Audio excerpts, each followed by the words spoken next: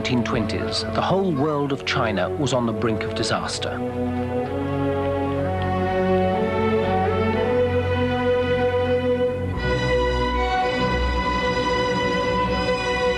Abject poverty, oppression of the peasants by landlords and warlords, and the presence of Japanese troops on Chinese soil led to a split in Chiang Kai-shek's nationalist government and the rise of a Russian-inspired Chinese Communist Party.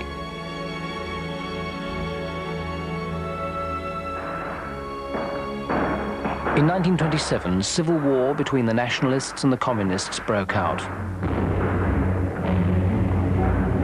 The communists attempted to take a number of cities. In Canton, a major revolt of workers was organized.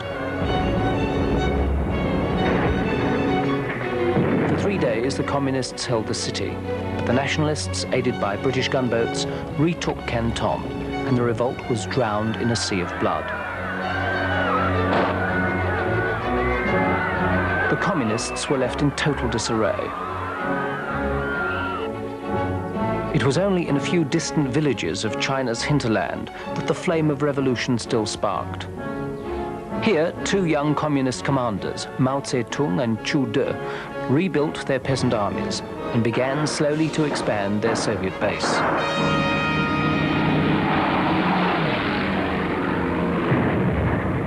A few years later, the resurrected communists came under relentless attack from the nationalists and were finally forced to abandon their Soviet base.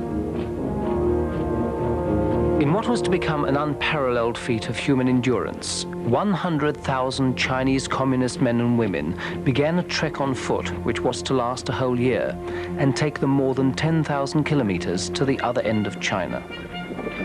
Through 11 provinces, over raging rivers and snow-capped mountain ranges, through swamp and forests, fighting battle after battle in a desperate bid for survival.